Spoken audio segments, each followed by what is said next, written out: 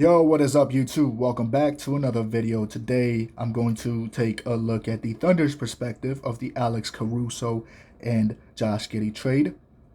As you can see, Alex Caruso comes in to the Thunder as a great fit alongside the superstar cast and also the rest of the role players as well. He comes in as a A- 3-point shooter and an A+ perimeter defender.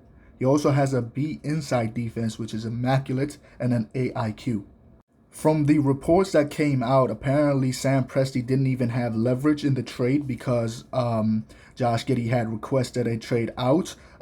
So the fact that we got a superstar role player is immaculate value for Josh Giddey, 21 years old, kind of like a jack of all trades, mid at everything except playmaking. I'm very glad that we were able to get such a nice role player out of Josh Giddey, who kind of struggled in the 2023-24 season and was really, really bad in the playoffs. All right, with the 12th pick, I have many options here. I can go with Nikola Topic, Reed Shepherd, but ultimately I'll go with Donovan Clingan. I think he'll be a great fit alongside Chet Holmgren, and he's 7'2", kind of like a Twin Towers duo for the future. If he doesn't pan out, he doesn't pan out. Unfortunately for the Thunder, they're already a championship contender, so he won't be getting a lot of minutes to start off his career, at least with the Thunder. So maybe he'll play a little bit of G League, two-way contract type of things where he's playing in the G League half the time and also in the regular season, the other half in case of injuries and stuff like that. Rookie signings, of course, I'm going to bring back Donovan Clingan back on the team. And this is what the player and team options are looking like. Everybody will be brought back. Now, my goal here is to find another team for Ousmane Dieng. He's 21, 22 years old, has shown a lot of nice things in the G League in the last season. I believe he was finals MVP of the OKC Blue, who won the G League championship. I think it would be very beneficial for him to have an opportunity elsewhere where he will get more minutes and an actual NBA opportunity. With that being said, let's take a look at free agency. Point guard wise, we are okay. Cason Wallace is a 74 overall. One thing I did notice is the roster that I was using had hampered with the overalls, so I hadn't noticed that until this point of the video. And instead of resetting, I just went on with it anyway. J-Dub is an 83 overall player. I mean, that's fine. He's going to be an A+ 3-point shooter and an A- defender on the perimeter. My power forwards are interesting. Kenrich Williams, a lot of value there, 29 years old still. A guy that you might think is like 33, 34 years old. He's not even 30 yet. My center position, as you can see, the other Jalen Williams and also Donovan Clingan alongside Chet Holmgren. Looking at my team, I definitely like what I'm seeing. I do have a lot of money to throw at somebody like Paul George, OG Anunoby, potentially even Tobias Harris. So let's take a look at who I throw contract offer to. The first person I'm going to give a contract offer to is Paul George. I'm going to give him a long-term deal. I believe he's seeking, or I believe he rejected a contract offer from the Los Angeles Clippers, which was about 3 years, $50 million. So I gave him a 4-year, or actually a 3+1 untradeable contract for $40 million. OG Anunoby is only seeking 18-19 million, which I think is unrealistic. From the reports that I've seen, he's expecting 35 million per year. So 2K wise, I'll give him 28, which I think he'll happily accept. I'll also throw a contract offer to Klay Thompson and see if he accepts that. Maybe I can bring in Klay and OG potentially instead of Paul George. And I think all three of those guys will accept. The issue now is, will I be able to afford them? And let's see if I can maneuver some contracts here and there and sign both OG and Klay instead of Paul George. Unfortunately, no. So I'll just bring back Paul George. Welcome back to Oklahoma City. He spent 2 seasons with us and was a top 3 candidate in MVP and Defensive Player of the Year his last season with OKC in 2018-19 before he was waived off by Damian Lillard. Now I'm just looking around free agency to see if there's any free agent that catches my eye. Potentially a point guard that could come in and play a couple minutes here and there. Spencer Dinwiddie, 77 overall. I think that's a little too high for him at the moment with the season that he had with the Nets and also the Lakers. But I mean, he's a solid role player to have anyway. I also wanted to see if Chris Paul would take a contract a decreased contract to come with us. Unfortunately, it seems like he was not interested in that, so unfortunately, no. Shai Gilgeous-Alexander is a 93 overall. This is the precise moment that I noticed that the ratings were different, but it doesn't matter. 93 overall. Shai Gilgeous-Alexander and Paul George didn't drop off by much either. I decided to run a 10-man rotation, so Spencer Dinwiddie is actually the only guy that won't get minutes at the moment that I signed in free agency. 77 overall is kind of a waste, but I'd rather see Cason Wallace getting those minutes, 20 years old. As you can see, this is where I'm doing my trade block, guys. So let's add Spencer Dinwiddie there. Ousmane Dieng will be thrown in there as well. And these are my untouchables: Chet Holmgren, Shai Gilgeous-Alexander, and J-Dub, Jalen Williams, and also Paul George. And for the sake of this rebuild or this video, I'll also not trade Alex Caruso in any of the packages. As you can see, a lot of different teams are interested in Lu Dort, and we actually didn't start off in the right way. I didn't expect to be this bad to start off. And unfortunately, Lu Dort will miss some time because of injuries as well. We were sitting at a record of 13-9 because of injuries and other factors like, for some reason, Shai Gilgeous-Alexander only averaging 22 points per game instead of 29, 30, 35, whatever he usually averages in the game of 2K. Whatever the simulation changes had been made was hampering my team when it came to efficiency as well, because most of my guys were not efficient at all. Alex Caruso only shooting 34% from the field and 29% from deep was extremely atrocious. That was leading to many losses. As you can see, Shai Gilgeous-Alexander was pretty efficient as well. Yeah, Alex Caruso's numbers were extremely disappointing, even though he was at the rating of 83. So I made some minor shot tendency changes and hope that that would be a fix. So I decided to take some of my picks and hit the market. After those tendency changes, we actually put together a nice few streaks of winning. And actually, I believe that number went up to 23 games. I was looking around and I noticed that Bronny James ended up with the Los Angeles Lakers. That's actually kind of cool with the 17th overall pick.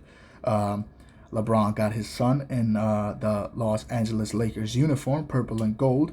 Regardless, we did end up getting our winning streak snapped by the Memphis Grizzlies, unfortunately. All right, here I'm trying to package Spencer Dinwiddie, Ousmane Dieng, and Kendrick Williams, and a bunch of first-round picks for Ricky Council and OG Anunoby, who signed with the Philadelphia 76ers, and the Sixers happily accept my trade offer. Here I was going to play around with OG's shot tendency a little bit just to make sure he fits in with our team better. I'm also going to slide him to the shooting guard position. So the starting five will basically be Shai, OG, Paul George, J-Dub, and Chet Holmgren. The defensive lineup is insane, and not to mention that I have extremely nice offense as well, with the corner shooting of OG Anunoby, Paul George's self-creation, Shai Gilgeous-Alexander obviously at the MVP level that he's at, and also J-Dub and Chet Holmgren can hold their own as future superstars of this team. Alright, it's the contract extension deadline period, and let's take a look at who's eligible for contract extensions. Alex Caruso is seeking a 4-year, $16 million deal. I'll happily give him that deal for 4 years. He'll be 35 at the end of that, but that's okay. Aaron Wiggins is only seeking $4 million for 2-3 years, and Joe was seeking $9 million for 4. I'll happily give them what they want and continue simulating. I decided to give some two-way contracts to avoid end-of-season injury, so I gave guys like just random guys a two-way contract just so I can avoid injury. I also gave more minutes to end of rotation guys like Donovan Clingan more minutes just so he can get the run in the NBA. At the end of the season, despite our disappointing start, we end off with a W. First seed in the West, 57-25. Nikola Jokic is the MVP of the league with a near triple-double, 23, 13, 9, with almost 2.5 stocks. Alex Sarr is Rookie of the Year, the first overall pick by the Atlanta Hawks, 79 overall. Really nice stats from him. A lot of versatility there. The efficiency not terrible for a rookie, although a lot to be desired. Amen Thompson is Sixth Man of the Year with the Houston Rockets, 82 overall. Victor Wembanyama is Defensive Player of the Year with the San Antonio Spurs, putting up a monstrous 2 blocks per game and 1 steal per game. Paul Reed is Most Improved Player of the Year with Philadelphia. Since they lost out on most of their players, he got more minutes. LaMelo Ball is Clutch Player of the Year with the Charlotte Hornets, 29, 6, not bad stats at all. Mark Daigneault is Coach of the Year, and Edmund Dudley, a.k.a. me, is Executive of the Year. Very nice. This is what All-NBA first team is looking like, All-NBA second, and All-NBA third. Let's take a look at all defensive teams. No Shai Gilgeous-Alexander on these teams, by the way, since I was playing him about 25, 29 minutes per game. Ben Simmons somehow made it to an all-defensive team. And OG Anunoby, he was coming off the bench some portions of the season, and some portions he was starting. So he made it all-defensive team there, and nobody else made it on my team. All-rookie team is looking like this, and Donovan Clingan actually made it there off the bench. Only 3 rookies qualified on the rookie second team due to not enough rookies playing. So that's 2K being 2K. All right, let's take a look at who are going to play in the first round. It's going to be the Memphis Grizzlies, Ja Morant and company. Ja Morant is an 89 overall in this 2K world. Desmond Bane, Vince Williams Jr., Chuma Okeke for some reason is the starting power forward instead of Jaren Jackson. But it is what it is. This is what the rotations are looking like. A very solid team, no doubt, but no need to underestimate our opponent. 4-1 gentleman's sweep to go up against the Golden State Warriors. In this universe, they retain Klay Thompson, and the team is looking very solid, a lot like their 2023 season, but this time, obviously, they make the playoffs. Game 1 at our home court is unfortunately a loss, and Paul George will deal with a minor injury. Game 2 is ours. Game 3 is ours. Game 4 is theirs. A 2-2 series. Game 5 is always simcasted on my channel, usually. So let's just see how this goes. It's pretty close in the first quarter. Actually, it was never close. I lied. But that is a W. As you can see, some portions of the video, Anunoby was coming off the bench, and some portions he was starting. This is one of the times where I wanted OG to start. I wasn't sure why he was coming off the bench, especially with those amazing efficiencies. Game 6 is a win, and we take it against the San Antonio Spurs. The Spurs, very interesting team. Wembanyama obviously led them past very solid Kings and Lakers teams to get here. The very similar team. LeBron is still a Laker. I just wanted to make sure he was, since Bronny James was also on the team. Yeah, Game 7 against them. This is what the Spurs team is looking like. A bunch of 80 overall players alongside Victor Wembanyama. The bench is also looking very solid. Something that could potentially happen in real life, I don't know. I don't think the Spurs will be a playoff team next year, but anything is possible in the realms of basketball. All right, Game 1 is pretty close and a narrow 1-point win to take home court advantage. 2-0, 2-1, and we take the 3-1 lead. Unfortunately, though, Paul George will be out for the remaining of the playoffs with a lower left leg fracture. It's disappointing. It is very disappointing. So our championship thing just got more difficult. Hopefully some of our role players that have been tremendously struggling. Aaron Wiggins was struggling, man. He could not hit his shots. Cason Wallace from outside was terrible. Jalen Williams wasn't doing so great. As you can see, nobody's numbers were standing out. Even Shai Gilgeous-Alexander, my best player, was only averaging 18 points per game in the Western Conference. Everybody's numbers were down. We're going to go up against the Cleveland Cavaliers, though, luckily, and not face the Boston Celtics. It would have been a challenge against the Celtics, but let's just go up against the Cavs and see what happens here. Game 1 is pretty close to start off. It looks like we're going to take, oh, wow, a big blowout in the second half of the game. Regardless, game 2, 3 go to them, and let's try to avoid the 3-1 deficit against the Cleveland Cavaliers. This is, I mean, any team is a strong team. We cannot underestimate anybody. One thing I also forgot to say was I was playing on a sim difficulty of 75 instead of 50. Usually, the 2K default is 50, so I increased the difficulty for this video just to give myself a little bit of a challenge. Maybe that's why some of my players were struggling so much. I've never really noticed it in the past like that before, but it could be a reason why. As you can see, most of my guys were struggling and struggling tremendously. They were. Shai Gilgeous-Alexander has a 99 touch and 99 shot tendency, so I don't know why he was averaging so little points per game.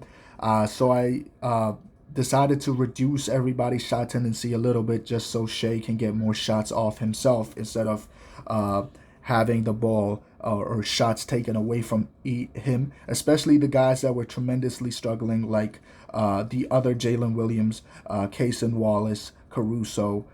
Made sure they weren't shooting. Wiggins. So this is the only time ever in 2K I've actually changed shot tendencies in the middle of a series. I mean, hey, this is just realistic coaching. If you ask me, 2K doesn't give me the options to do that through this screen anymore.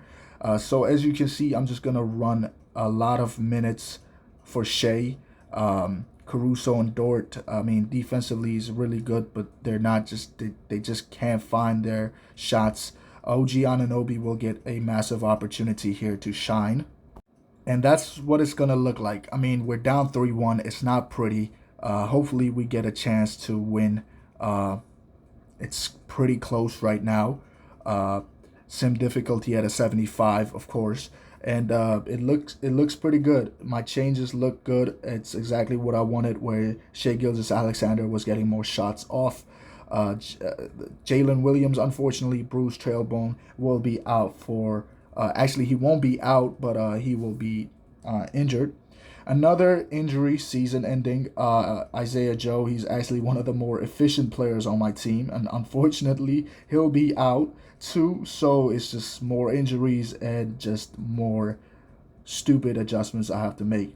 As you can see, Cason Wallace only 20% from deep.